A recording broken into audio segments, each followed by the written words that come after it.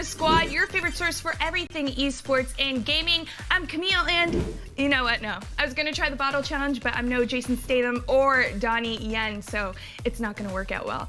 Tonight in Unmuted, Marissa and Brody are at it again, giving us their takes on the top stories, Twitch clips, tweets from pros, and fan creations. Then in Esports in 30, the duo are gonna talk Dota 2 with Capitalist. But first, before they do any of that, we have a new Rank It, all about the most brutal fatalities in Mortal Kombat 11. With every Mortal Kombat release, fans wait to be shocked, awed, and just plain grossed out by a new batch of series' signature fatalities. So here's our picks for the top 5 most brutal fatalities in Mortal Kombat 11. Let's kick things off with a fatality that gets props for creativity as well as brutality, as Cabal uses his superhuman speed to give his enemies the worst case of road rash ever. Top off that run that leaves his victims more than a few layers of skin short with a casual toss and a slice in two, and you've got yourself one truly disgusting fatality. Cabal wins. Some fatalities are so brutal you cringe just thinking about them, let alone actually seeing them, and Geras' peelback is one of those. While it starts out tame, the fact that Geras is able to literally peel his opponents like a banana with such ease makes us more than a little uncomfortable. For simplicity and pure savagery, Geras earns his spot on this list. Geras wins. It's only appropriate that one of the big bads of the Mortal Kombat franchise would have a seriously brutal fatality, and in MK11, Shang Tsung delivers. Suspending his foe in the air while demons from hell tear them in pieces? pretty damn cruel. But the worst part of it all is that he doesn't even get his own hands dirty. That's just disrespectful. Shang Tsung wins. When you introduce a new villain into a franchise as historic as Mortal Kombat, you'd better make sure they're straight savage. And yeah, we know Kronika isn't playable, but few things are as brutal as losing in a boss fight only to have the computer literally tear you apart and put you back together again for all eternity.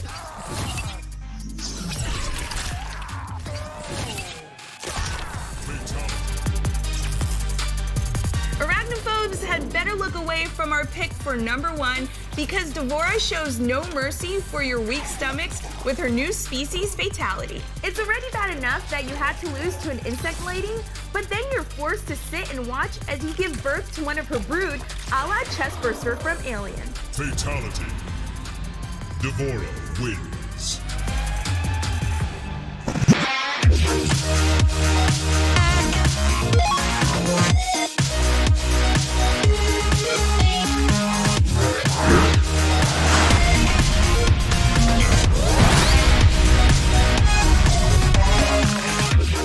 Welcome to Unmuted. We got your gaming and esports hot topics, hot tweets, iciest memes. I'm Marissa Roberta. And I'm Brody, come to Papa Moore. I'm not going to let you write these anymore. And we're going to present all the goodies we've gathered, which we'll discuss and hopefully argue. But luckily, for every single one of you out there, there is a shut it up button when we need to quiet the other one. You're supposed to say like Brody, come to Papa Moore. Well, then like, you say can it start like saying that. it. Oh my God, you're the worst. Listen, chat, we like it when you call us out when we're wrong and praise us when we're spitting truth. So let's get to it, shall we? We're going to dive right into our top story with the esports and pay-per-view situation. During episode 16 of the Dextero Talk Show, esportscaster Paul Red-Eye Chaloner told Richard Lewis that there is no doubt in his mind that esports will eventually end up on PPV.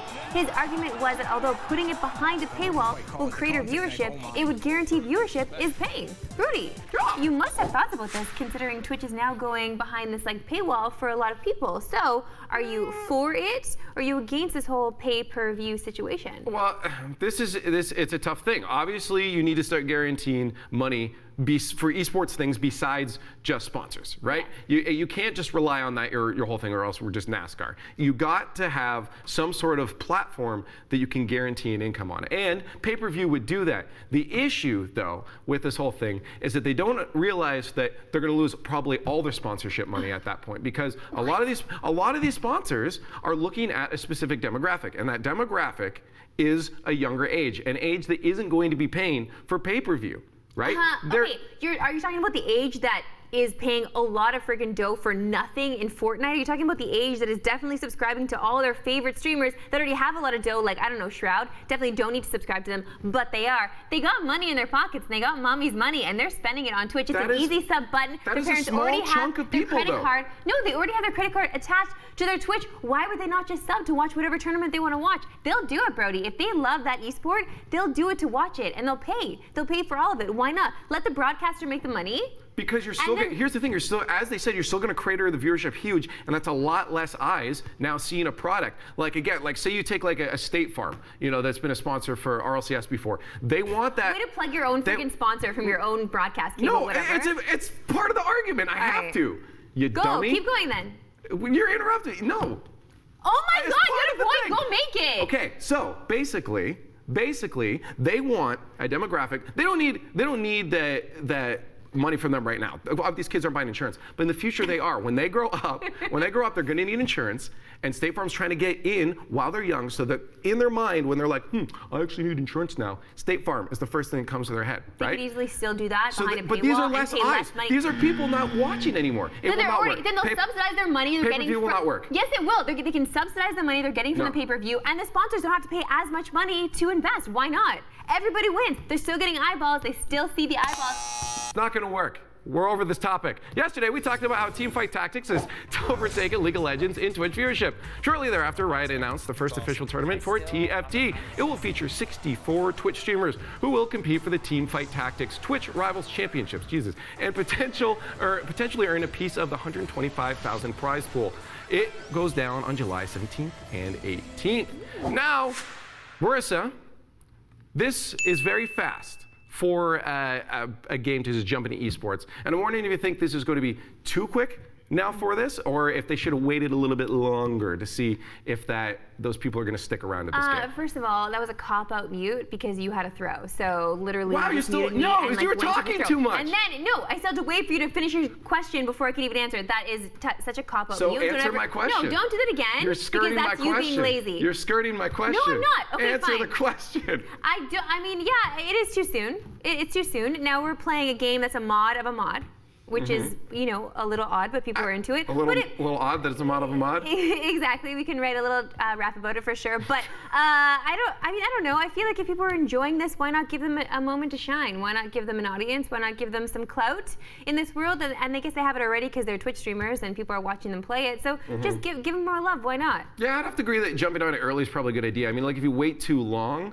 people are so ADHD, right? Yeah, I mean, totally. we see it with, especially with the battle royals, like Apex, fell off pretty quick after it came out. Maybe now they can get it back on the rise, but you have to capture that audience right away. And by doing this, like, all right, audience right away, we can get people invested in the ecosystem of watching an esport about this. Yeah. Otherwise, they're going to forget about it. There's so many there's auto chess, there's underlords, there's so many different versions of this. They might jump over to those and start watching those if they jump in first. So being the first to have a real kind of esport and competitive scene, I think is very smart about it. Now, I'm never going to watch it because it's all RNG and it's basically Hearthstone all over again. No, but there's still skill involved in playing these games. You can't just say that, it's all RNG. No, It's just they're deck building. pretty. You have to hope that you get the right cards. No, but there's still strategy involved in placing the cards and collecting. Like, listen, dude, there's still something there that requires skill, or else we wouldn't be watching these guys play. To a degree. There, you can increase your chance of good luck, and that's about the extent of it. I don't understand. By rubbing a Buddha belly beside you? Yeah, right. That's a tactic. It actually transfers into the game. It's connected with Bluetooth and gives you better RNG. Yeah, that's something people want to watch. Listen, all right, we all know that one of the hurdles Battle Royale Esports has to overcome is, in fact, RNG. Well, 2 Fortnite pros took to Twitter to offer their solution for the problem. FaZe Clan's Nate Hill suggested that Siphon be in all modes and that everyone should start with a pistol and 50 wood. However, TSM's High Distortion disagreed and said Fortnite should employ regenerative shields like Halo instead of Siphon. Brody, you are a Halo man. I am. Okay, and I know you're not really down with all things RNG esports. Correct. So, are these boys onto something? Whose idea do you like better here? So actually, I like both the ideas. Okay. I've been a huge proponent. Back when I was playing PUBG, I'm like, bro, we need loadouts, and I was hoping that Call of Duty would have done that too. Dropping in with loadouts just completely eliminates any of that RNG that comes from having to find a gun right away. How many times have people out there scrambled? I know you all did this too, where you drop in, you get no gun, and now you're just trying to punch people that have great guns. Like that's not good, right? Like it's fun to watch though. I guess if you can get the wins, but like get the fist fights wins, but it's frustrating, and I think it's just can be very annoying for a viewer as well. If you're watching a streamer playing, it's just very annoying to watch. So eliminating that by dropping in with a pistol and some wood gives you a base that you can defend yourself with, right? Yeah. Like you have something to start with and something that you can actually come out on top with. Now, I also do like the idea of getting health back because it's not fun watching someone sit there in a bush drinking potions or anything, right? So if you can kill someone, you're not being rewarded for it. So Siphon is a cool idea, but I also like regen. Now Fortnite is already a more defensive game, so I think regen would suit it better. But Siphon all game modes would work as well, as long as there's some sort of regen on health. Okay, what if there is a certain area in the map that everybody knows about, that there are certain weapons there, and you can drop there? Oh, that'd be great as well. Right? Yeah. I also thought that'd be cool. Imagine there's like, okay, you get 2 like SMGs over here, but this area has 1 really powerful sniper rifle. Now, one of your guys isn't gonna have a gun, but if he's good with the sniper rifle, you can come out on top. So it makes you think, eliminates RNG. I like it. I agree with both of them. I think something like that should be implemented, but it's Epic. Do you really think they're gonna do that? Okay, everybody, let's count the days now until Brody can't ever S-talk Epic You ever can't again. stop me. You won't be able to, Brody. They're gonna start making over Rocket League, and you can't say a damn You thing. can't stop me. Okay, somebody Anyways, clip this so we can show it back to Brody have already later. talked about sub-only streams, so let's talk about it again. But now there seems to be a hiccup in the whole plan. Apparently, many video game developers have explicit rules stating that it would violate their terms of service to charge viewers a fee to watch their games. What developers are we talking about? Oh, just Valve, Blizzard, and Riot. Developers that run their own esports divisions and large broadcasters will find a way to run sub-only streams, but individual and small streamers might be out of luck here. Now, Do you really think that this is going to be good for Riot to go to sub-only streams and like smaller streamers and say, hey, you can't play our game behind a paywall? I mean, we all kind of knew this was coming, right? We knew this was coming, but the thing is, like, they can't really ask, these big publishers can't ask small streamers to not do this anymore. Like, if that's what they're basing their money off of, then they're making not that much money, but they still have people tuning in because they're playing this specific game. And I feel like it's been free for them for so long. They've been able to use it, no problem, for so long. How can these big companies just come in and just take it away like that? Like, it seems really evil, and I really hope they don't do this to small streamers. It's not okay. Well, they're struggling enough. Absolutely. I mean, as you said, first off, it's already been a norm. Now you come in and be the first developer to try to shut that down. You're getting a lot of hate sent your way. And the other argument can be made that you're not paying. I'm not subbed because I want to watch League of Legends gameplay. There's plenty of free content I can just go out there. I'm subbed because I want to support the streamer. I'm subbed for that person's personality or whatever, right? Now, I guess you could also argue that if you're subbed to a top player that you're there for the gameplay. But there is an argument to be made that I'm there for the personality. So how do you differentiate that as a developer? Like, okay, is this person telling the truth or are they actually there for the gameplay? So. Well, now I have to ask you, Brody, because you play so much Rocket League. Yes, I do. What if And Psyonix is just like, you know what, Brody, I'm really sorry. We're actually going to put this stuff behind a paywall for ourselves. You can no longer play this behind a paywall if you had subs that did pay to watch you. Oh, well, first off, I guess it's hard because in my specific situation, I probably wouldn't be doing sub-only streams because then I have like, what, 2 people watching me?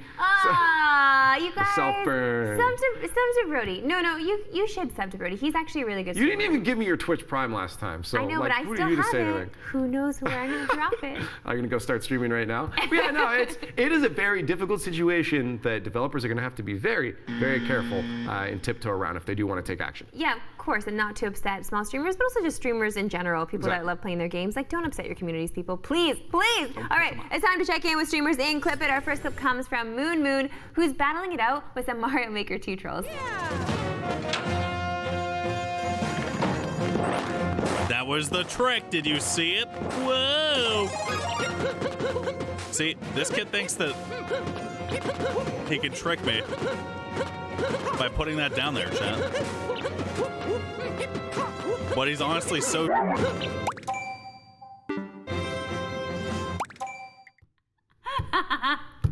Instantly has to eat his own words. Yeah, honestly, it's like streamers. Whoops. This is why we love streamers, because it's all live. This gets clipped. Yeah. Like, you think you got me? Well, you definitely got me. That's what happens when you're a little cocky, though. That's brilliant. Why? It's entertaining though, especially when you get 100. shut down like that. I love it's just the instant shut up and like, all right, I think I lost this one, guys. It's brilliant. Man, I'm loving all of these Super Mario Maker 2 clips, all of them. I'm gonna make a level for you to play. Okay. We'll do it. Anyways, next up, we have a clip from Cross Counter TV featuring our friend Jackie O'Manor. Yay. Jackie was taking part in a speed dating event at a CEO after party when a previous suitor interrupts her conversation with Gutex. Intelligence and being well-read is what... I'm not gonna lie to you, I didn't get your name at all. Oh, I'm sorry, it's Jacqueline. Jacqueline? Sorry. I'm so sorry. There's no introduction. Well, this is where you f***ed up. Who else was it me? Why would it be her f*** that you didn't get her name? Did she say, I don't want to tell you my name? No, for real. Did she say, no, I'm not telling you my name? Doesn't necessarily have to be on me. Maybe she didn't think that you were worthy of her asking your name. You're right. That's not me. Oh, goddamn.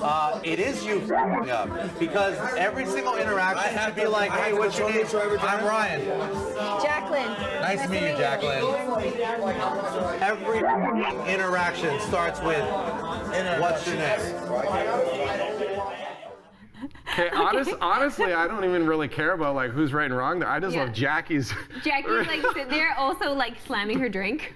Like, I love Jacqueline so much. When's the next round? Listen, the thing is, I do love that Gutex is doing this, and it is a little awkward for people to meet each other, and the fact that he's doing this at CEO, this is just like in the infancy of what he's trying to do here. It's like a whole speed dating thing at CEO. It's so great. But there really only is a handful of women that show up.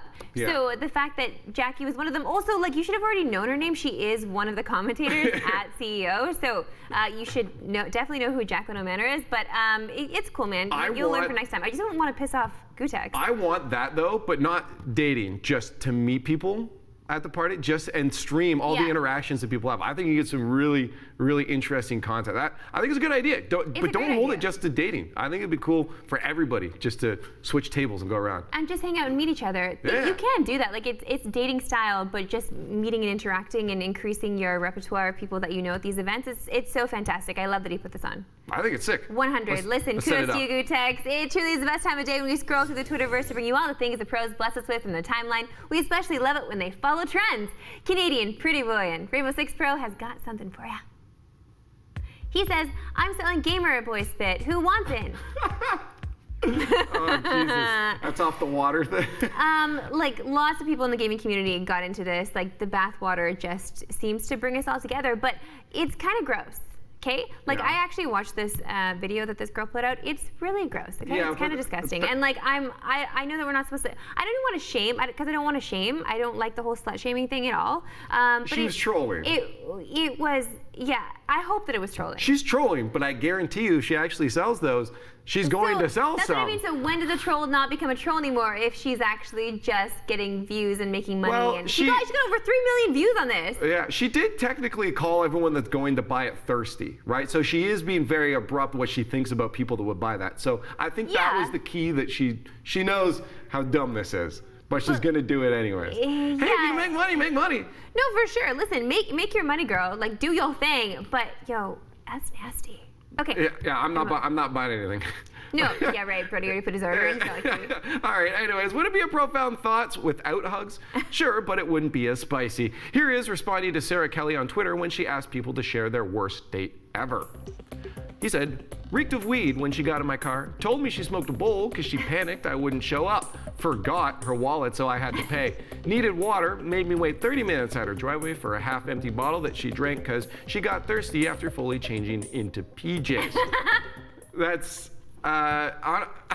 wild, I guess. Not your typical date, but you know, I actually replied, and I do feel this is true. To be honest, I said respect for her, you know, for doing that and just being her. I do bet that there's someone out there that would enjoy that.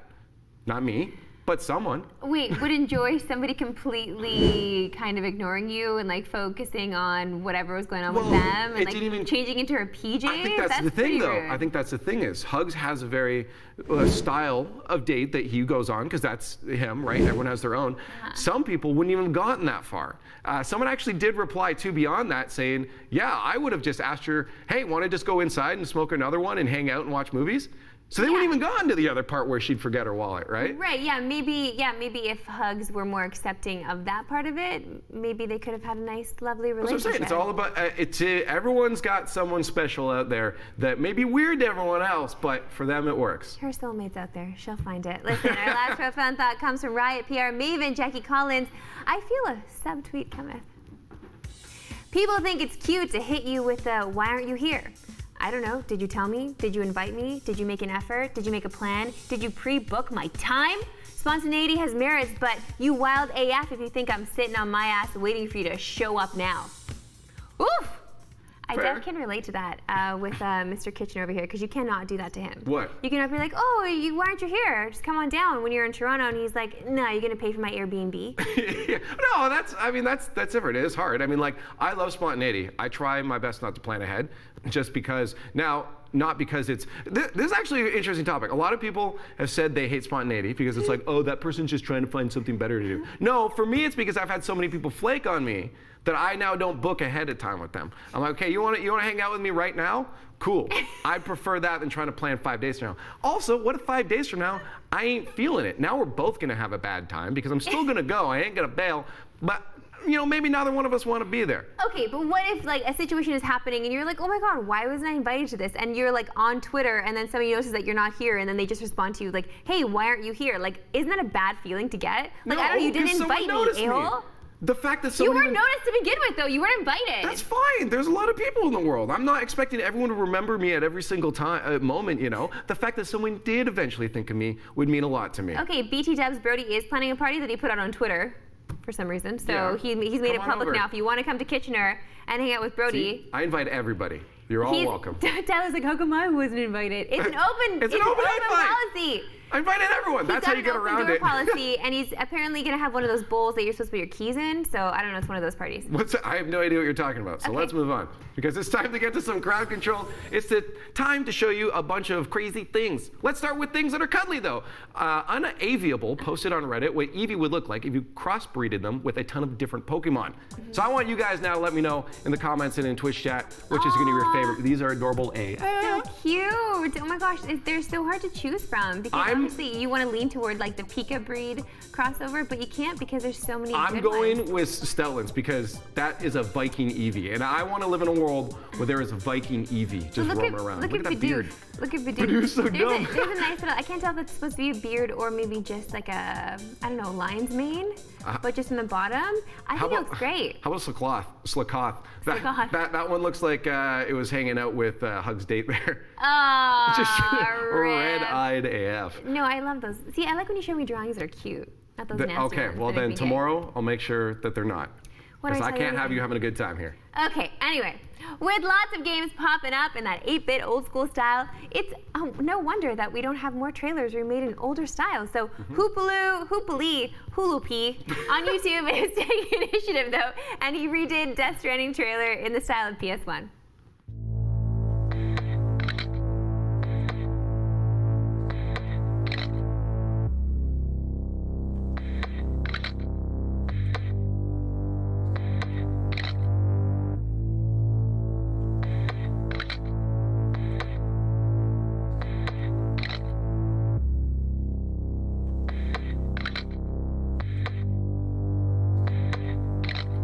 Faintly, I'll go.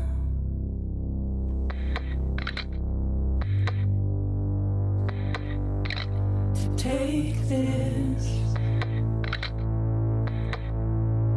head on. Soon I'll come around.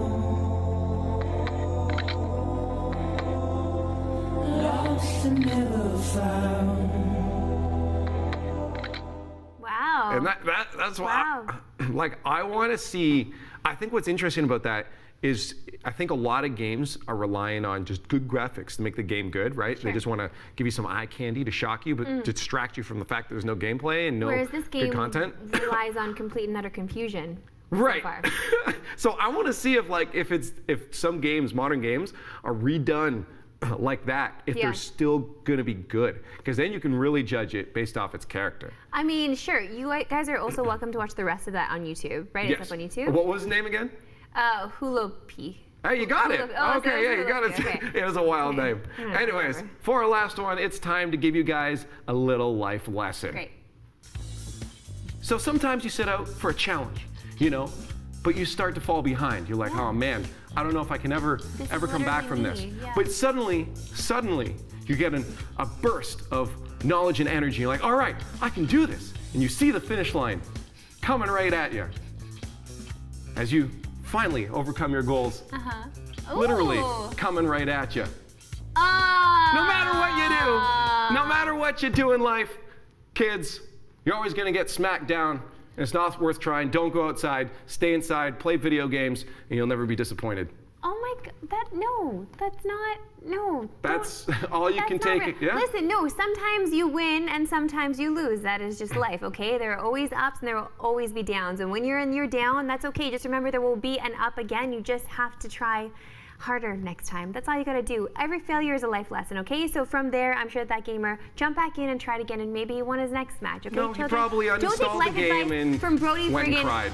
Leaf X more. Okay, that's it for on YouTube. Remember, you can always hit us up on our socials just to say hi or send us some stuff to react to. We are Squad State everywhere, and we'll see you next time. Brody, that's horrible advice. I don't know why you think we're all failures. Maybe you're the failure? I don't know, I'm just saying. Listen, if you love us here at Squad, why don't you show some love by subscribing, and you'll even get some sick Twitch emotes out of it as well. In the back, you can see Marissa and Brody going to the couch to talk to Capitalist all about the Dota 2 Epicenter Major. But first, let me get you caught up on everything you need to know in Reported.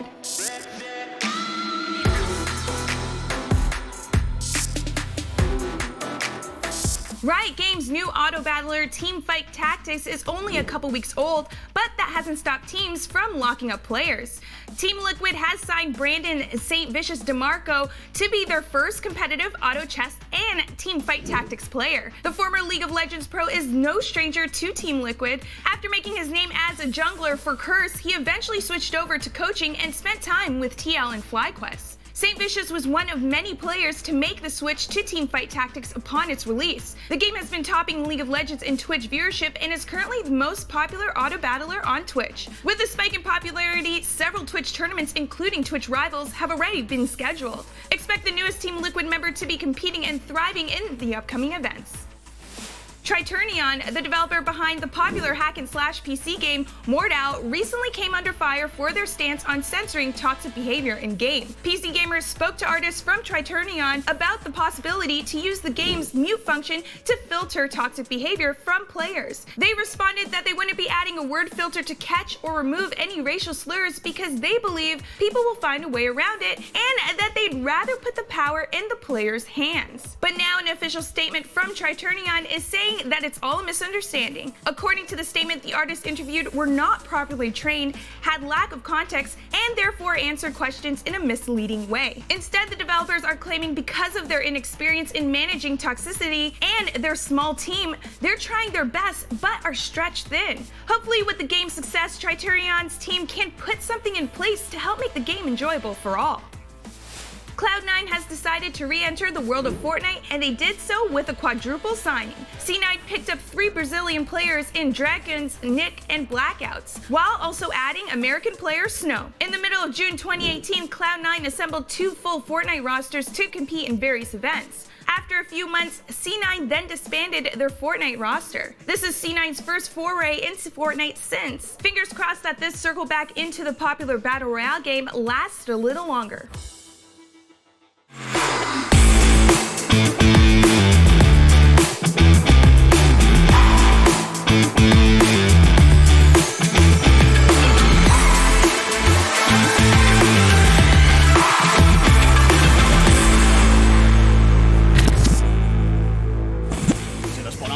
They've got the Hex reveal. Jump in. The two blend on this last combo. It's out. Oh my god.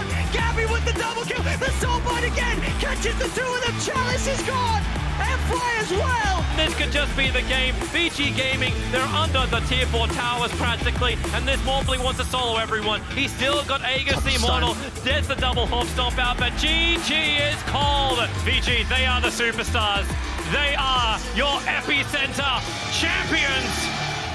Well, happy 4th of July, everyone, and welcome to Esports in 30. I'm Brody, and that is Marissa, and today we're going to be talking all about the last Dota 2 Major of the season, the Epicenter Major. It was the last chance for teams to earn enough TPC points to get an invite to the International 2019. 16 teams entered, 1 team left as champion, and the final set of invites were handed out. It sounds like we're setting up a scene for Survivor. Listen, like any good Dota tournament, there were insane plays, plenty of highlights, and plays courtesy of the best players in the world. So after we check those out, we're going to break it down with all that Epicenter action with the help of caster Austin Capitalist Walsh. But first, let's take a look at them plays.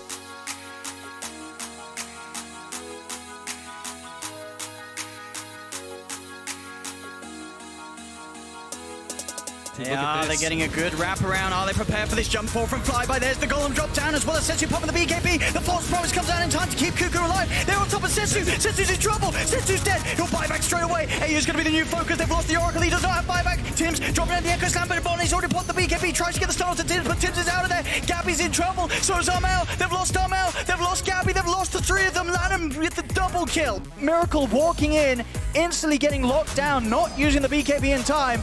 As now Chalice will be focused. Arme still trying to go for it, but GH jumps in, skewers them out. The RP's there. Jump in, Miracle gets in the pit. He's able to snatch the Aegis. Can he get more out of this? That's the question. He looks towards the Grimstroke. They've got him. 3 dead on PHLGD. Weeha surrounds Arme. Arme's locked down. The Bristleback's dead.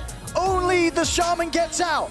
See what kind of a lead they can get. Arme would be the dream one to jump, and they know that there's going to be likely backup behind him. They try for an easier kill. X-Nova's able to slide out to the side. Ravage. Chalice in with the 3-man Ravage. OG get absolutely shredded. They get the 3. They look to get Seb as well, as maybe has the control. Seb tries to run away, but there is no escape.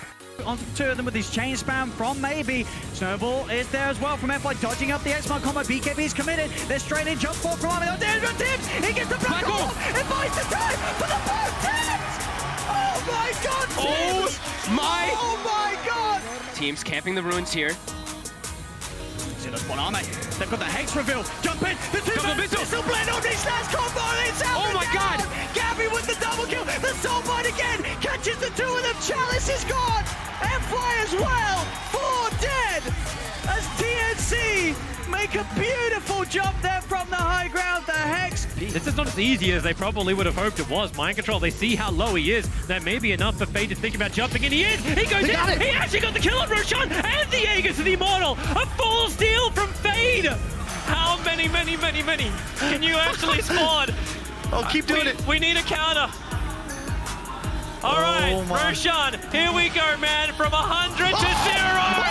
Get blasted! But it seems so damn bloody hard. Miracle has not for kill. Even in death, he fights it out. Ori wants to get back out again. Weeha, the Orb won't connect. He'll have to buy back. He didn't join himself forward on this one. Mind control needs the attack, needs the opportunity. DY has an ultra kill with the unstoppable. This is like the Burning Crusade.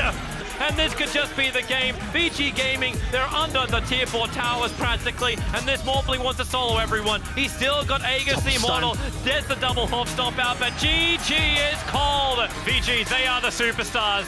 They are your epicenter champions. Congratulations to VG Gaming for winning their 2nd major of the season. They absolutely deserve it. Joining us today to break down VG's win and all the other Epicenter action is Capitalist. Thank you so much for joining us. Absolutely, it's my pleasure. So why don't we just jump into talking about Vici then? They've been so consistent this season. They've won a major before. This will be their 2nd one. They're just looking good all around. What have they been doing just to keep themselves at this level? Well, let me tell you right now that Vici Gaming, this is a relatively young squad. 2 of their core players are quite young in Paparazzi and Yang. I think as a result, sometimes their performance in individual series can be a little volatile, but huge amounts of talent in this squad, and I think they're only getting more consistent as time goes on. Paparazzi and I would say Yang are superstars in their core roles, and Ori, honestly, he's the most improved player for me this season. He is.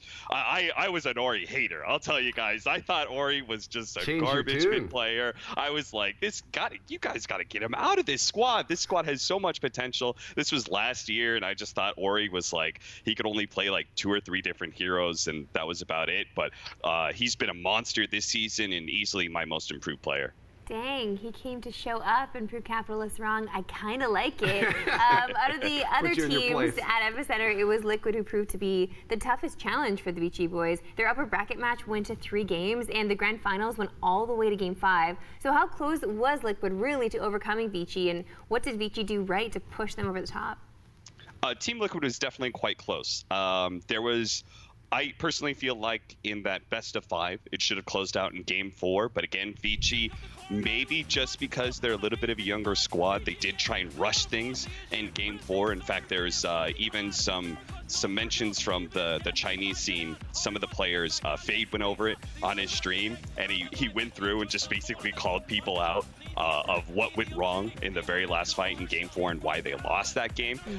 It's pretty entertaining. He basically said DY really screwed everything up, and in a friendly way. He wasn't really blaming his teammates. I think they're still quite happy to be winning that tournament. But Team Liquid has definitely tested them quite a lot. And that was a little bit surprising just because this is a Liquid squad that has just changed things up by bit of a infamous kick here. I'm sure it'll go down in history with the kick of Matumbaman and swapping in Weehaw. So their performance at this tournament was going to be a bit of a toss-up. Yeah, I actually wanted to talk about that for a second because as someone that I like to watch the big storylines in that, and one of the names for me that I've always known is Matumbaman. So hearing that he was dropped here and then Weehaw took his place, I was like, this is for me like a crazy out of the blue decision. I'm wondering if that came as a surprise for everyone else in the scene too. I think the people who say it wasn't a surprise honestly didn't put a whole lot of thought into who would be replacing him, because Matumbaman, here's the thing, is Matumbaman was integral to their TI win. He, like the kind of heroes that he played, his performance itself at TI, like sometimes Matumbaman doesn't look great in some of these games, but that's because he's the sacrificial core that has to be put on the altar so that Mind Control, GH, and Miracle can all have good games, because they're all kind of greedy players. There's two greedy cores at a very greedy 4 position. You need to have somebody who is willing to take it upon themselves to say, you know what, guys, I'm not going to have that good of a game. And so his role in Team Liquid has been a large part of the reason that they've had so much success, and was definitely a huge part in their TI win. So everybody who says, oh, of course, Team Liquid hasn't been, getting the first places that of course they're going to make some sort of change, but kicking Matumbaman was definitely the most curious of all of the kicks. And there is really only one replacement I could possibly see, and that was Weehaw. And it seems like Kuro's choice in the replacement. I love Matumbaman. I would consider him a friend. I feel very bad about the kick, but considering Team Liquid's performance, the way they look, it seemed to have been the right decision. I mean, Weehaw is just a great space maker for Team Liquid and allows Miracle to play a much harder one-position carry-style role, which I think is what Miracle really needs to be the best player in the world, is he needs that extra bit of space. Well, from what I've been told, too, it seems like Weehaw's got a good amount of versatility in what he can do out there. Do you think that's going to create some really cool comps from this team? It absolutely will. There's a couple heroes that we haven't seen from Team Liquid pretty much ever, and with bringing in Weehaw, that now refreshes some of that hero pool, adds in certain things like the Meepo. They now have 2 different Invoker players, but Weehaw Invoker can play this very aggressive style that will pretty much take over the map around 20 minutes, and he'll just go and attack the enemy, and that'll create the space that they really need for Miracle to play those harder carries from that one position role. And we have already seen a huge amount of success from his Wind Ranger at this last tournament. It seems like that hero is peaking at just the right time, or maybe it's just Weehaw and his individual skills showing that this hero can be great. That sounds like a commercial. Maybe it's Maybelline. Maybe it's just Weehaw. Maybe it's just Weehaw. It really is, man. He's got something magical, I'm sure. I just don't like guys, I don't want to forget about Matumbaman. Like, what of Matumbaman? You know what's going to just Where's forget he about go? What's going to happen to him? I have feels about this. Well, it is a sad story. Because he put it like he helped this Team Liquid qualify for TI. They got invited based off of the points that they got from this year. So the fact that he's not going to have that guaranteed opportunity now. He's already on a team. He's on a team called Chaos Esports Club with a former TI finalist in Misery. He's the captain of that squad, so this is a squad that definitely has a good amount of potential, but nowhere close to the caliber of what Team Liquid was. But that's just kind of the way things go. When you get kicked this late into the season, there's not going to be a whole lot of prospects available to you, because no one wants to make that change this late into the game. No one wants to have that kind of instability. Yeah, okay, fair enough. Also, shout out to Chaos, though, because they do have Canadian owners, so, that feels good that Matumbaman is kind of connected to us in a way. Oh, right. I love it. You do know Dota. You know Dota entirely. The North American regions, and it is entirely about appropriating as any kind of clout we can get. Any team, I think he lived in America at some point. USA. That's what it's. Listen, NA needs all the love they can get. Stop it right now. All right, looking away from the teams that did well at Epicenter. We have Team Secret. They've dominated the DPC this season, but they lost both of their playoff matches to Virtus Pro and OG. What happened to Secret? Do you think this is just like a one-time fluke? I think so. So a lot of people have been asking me about Epicenter and what some of the weaker results for the teams mean. And here's what I keep saying every single time is that the Epicenter results, the good results, the teams who went far in the tournament and did well, that raises their stock for TI. It does mean that they have a better chance to make top 8, top 4, grand finals at TI because of their performance at Epicenter. But a bad performance doesn't take away from that stock. And the reason that is that this is the last tournament of the season, and many of these teams have already gotten their slot to the international. They don't have to worry about things. They don't really need to show off any of their strategies. They don't really need to come into this tournament and say, we must win this. Because if anything, winning this just puts a target on your back. In fact, I'm going to say right now, Vici Gaming, by winning the tournament, it pretty much in my head means there's no way they're winning the international, because the last time a team has won the tournament right before the international, I think was Alliance. Which is 2013 TI3, I think was or TI 2014. That was the last team who did something like that. They went over to China, won a big tournament there, went to TI, managed to win it, and they were still considered sort of a team that was eventually going to flop. People think, oh, they're going to get figured out eventually. Yeah. That is a hard thing. So, like, do you think for Team Secret, this was more of a strategical loss? What do they call it? Quality loss? I wouldn't say that any of these teams are going like, oh, we're just gonna bow out or anything. But I don't think any of these teams really went into this tournament saying, like, trying their absolute hardest. I think VP maybe wanted to do a little bit better simply because they're on home soil. But we've already heard, like, teams like Evil Geniuses, they bowed out in the bottom of the tournament. And Samel went on his stream later on and said, we just went into that tournament really cocky. And no one is going to do that for the international. Nobody is, because we've all learned from now that pretty much any team can win. We have a long history of dark horses being able to make their run through, and there's a reason for that. The international is the most competitive tournament in esports history. No, for sure. But Capitalist, like, don't you find then because of that, because TI is such just like this Mount Everest of competitions, that everything else kind of falls by the wayside? Like, does this not just completely F up the Dota scene in general? It kind of does. There is many, many, many great things about the international, but all the glitz and glamour and all that amazing amount of money, it does overshadow the rest of the season, and it does ruin some storylines. I mean, if I'm on the Epicenter panel, half the time I'm trying to dance around that topic because I don't want to talk about it too much. I don't want to be like, well, this team doesn't really care that much about this tournament because the international is coming up. I mean, at the end of the day, what's $1 million when you can make 25 mil? It's like it's a terrible storyline to put into any tournament, and that is one of the things that the grandness and the majesty of the international, it overshadows the rest of the year, and I do think there are some things that I would like to see changed anyway to make the rest of the Dota Pro circuit have a little bit more relevance. I would say. I mean, I guess it. One way to get around would be like theory crafting a bit, because you can say, okay, well, this team's not doing too well, even though they're #1 going into the international. This is probably what they're going to pull out at the international. I don't know. Maybe that's a way to somehow get around it at least. But you're casting tips from Brody Effects more. That's all I can I'll think call of. some teams, see if they have any open coaching slots. Yeah. Yeah, Brody's all over it. He'll drop Rocket League for Dota like that. Yeah, easy. I want to talk about NA Dota really in general, because we got stuff. Because apart from EG, no other team has really made an impact internationally this year.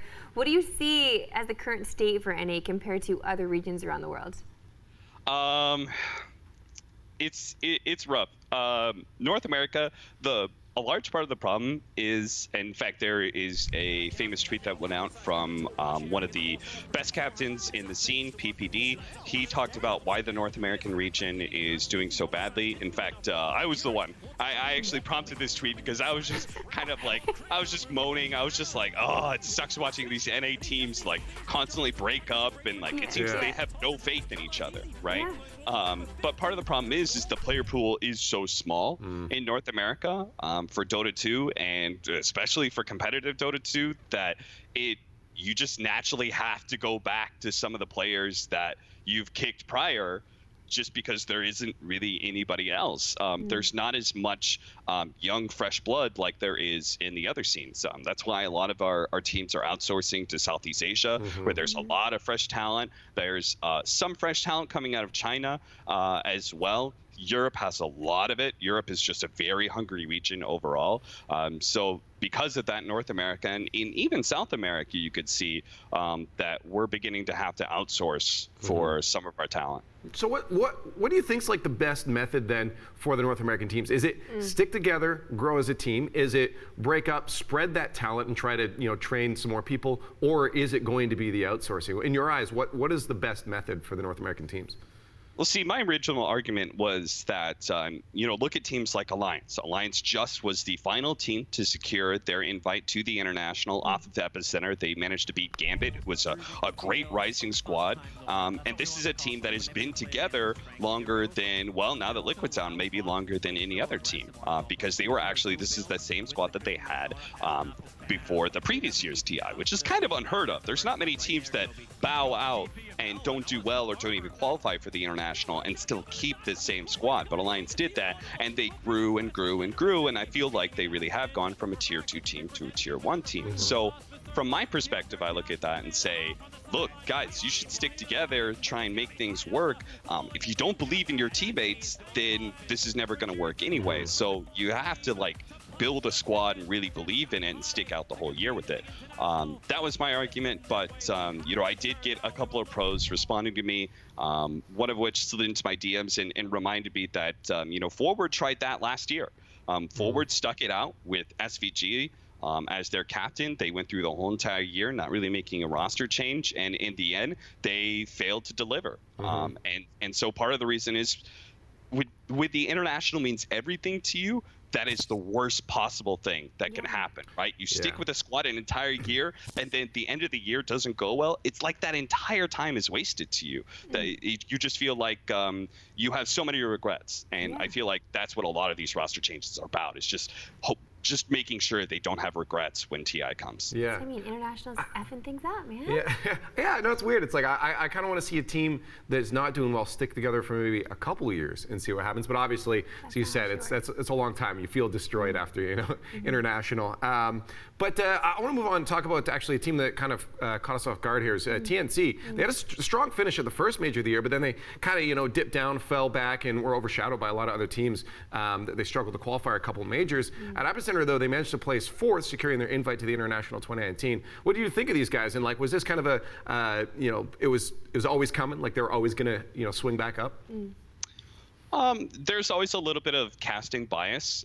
And what I mean by that is that if you are casting a tournament where a team does well, you're naturally going to be singing their praises, right? Because you got to witness firsthand, and I got to do that with this this tournament, World Electronic Sports Games 2018. It's like the nationals where they get teams that with only Chinese players, only Filipino players, etc. And doesn't really work too well in Dota, but TNC did very well at the tournament, managed to place first, beat Keep Gaming, and I thought they looked really good. So I was expecting them to do well eventually at the end of the season. And to be honest, I mean, if you know Dota 2's history and TNC's history, you should be expecting this team to eventually show up. They kind of always have, just because there was 2016, they managed to knock OG out. In, I think 2017, they had a little bit of a rougher year, but there's always these tournaments that they turn up. I remember DAC 2018, they managed to place top 4 as well. This is just a really talented squad, and I feel like a lot of people are giving credit to Heen, who is a former Team Liquid coach, now coaching TNC, and saying, oh, he's the reason that everything has changed. But I don't feel that strongly about it. Okay. You know, I haven't talked to Heen about it, but I don't feel like he is the main reason that this squad is doing well. I'm sure he helps out a lot, but this is still a really talented roster. TNC, if you go through it, like Gabby, Armel, like both really talented core players who can carry games single-handedly. Tim's is just an amazing forward position, probably in my top 5 of 4 positions right now. Cuckoo's already shown enough diversity where he's bounced around from being a mid laner to an off laner in a 5 position, all in different points of his career. So he's obviously talented and a great captain. And then they brought in this new guy in AU who does have a lot of history in the Southeast region, and just being a good captain. So. All right, we're getting close to the end of our time here with you, so let's just look forward here for our last topic. Why don't we just look ahead to what we've been talking about, TI9. So the 12 invited teams have been set, and I think as we speak right now, we have teams around the world trying to qualify us for those last 6 spots. Now, we've talked a lot about some of the teams already here ahead of the tournament, but what are you looking forward most to when this begins next month? What am I looking forward most to? I'm looking forward to some of the teams that haven't gotten that much of a spotlight finally go to the international, one of which I'm going to say their name again. I really like this Alliance squad. I think they're great for Dota 2 just because most Dota players are introverts and not great at doing interviews, but it seems like all of the Alliance players actually innovate. Oh, that's true. That's true. I mean, esports guys in general, but just trust me, I watch a lot of other esports and nobody beats Dota 2 when it comes to the introverted, one-worded answers. Okay, fair. So okay, fair. I'm excited for Alliance being able to make it. Some of these other squads, like I really hope Gambit makes it out of the CIS region. They are just looking like a hungry young squad that is going to go. Hopefully, they make it through the CIS region. I think they'll do great things at the international if they make it as well.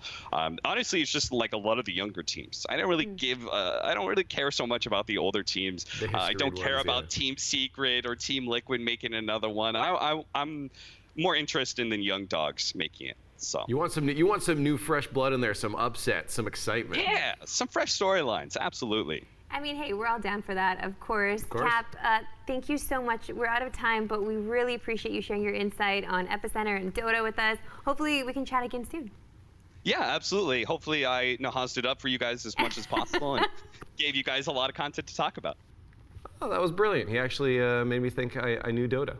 Brody, you do know Dota. Listen, I get it. We're plebs for most of the things we do in our lives, absolutely. But we still love and respect Dota. We love and respect those esports that have been tried and true from time. So, yeah, Dota is that. But I also feel like Dota's got this big looming cloud that is TI. Okay, well, let's talk about that for a second, because there is something that's really good about TI that they do better than any other esport. Money. And it's that giant prize pool. That is straight up. This is insane right now. I think it's nearing 26 million. It's already surpassed the prize pool before. Every year it's gotten bigger and bigger and bigger, and it shows no sign of slowing down. I think they still have like 40 days before it closes still. Like they still have a lot of time for that prize pool to keep getting bigger and bigger.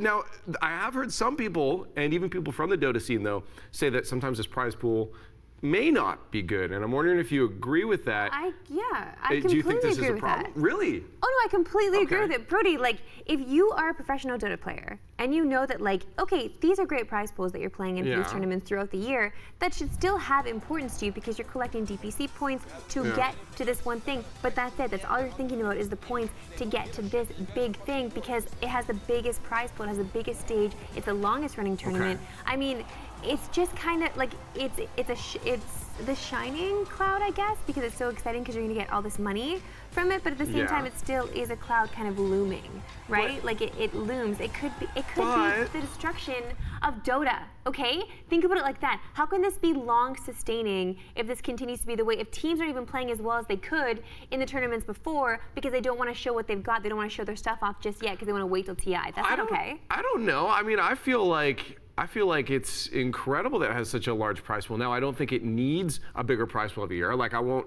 and maybe there is a thing to say about, okay, well, what if next year it's not as big? Dota's dying, because people are going to say that. People are going to say that, though. The second any year it drops below the year before or doesn't quite make it, Dota's dead game, even though it's still millions of dollars. But that's the only concern I really see with it. Beyond that, though, it's so good because it helps sustain all these other teams. All the teams that are going, there's so much money to spread across them all, right? But it only sustains those teams that make it in that are going if they collect some of that prize pool. If not, they've been just trying to get to this moment this whole time. It's as simple as that. Get good. That's a lot of. There's 16 teams. Do you need more than that? Like that's good. Like. Yeah, no, it's good. That's fine. I'm just concerned about the culture that is surrounding Dota if this is the only thing, if this is the one big thing that they're all working toward. More money. Give them more money. Make it 30 mil. Hit it, guys. Oh my gosh, you know it's gonna get to 30 mil next year. Like, it has to. Yes. The way it's going, it for sure is. Brody, I can't keep talking about money because it's just making me a Fair, little sad, jelly. same. Okay, thank you so much for hanging out with me today. You're welcome. Talking Dota, friends. We're smart. Okay. And thanks to Capitalists for joining us too. Thank you for watching. Remember, you can hit us up on all our socials at Squad State. We everywhere, and we see you. Yo, those two have some Dota 2 knowledge. Good on you guys. Thanks for keeping us up to date.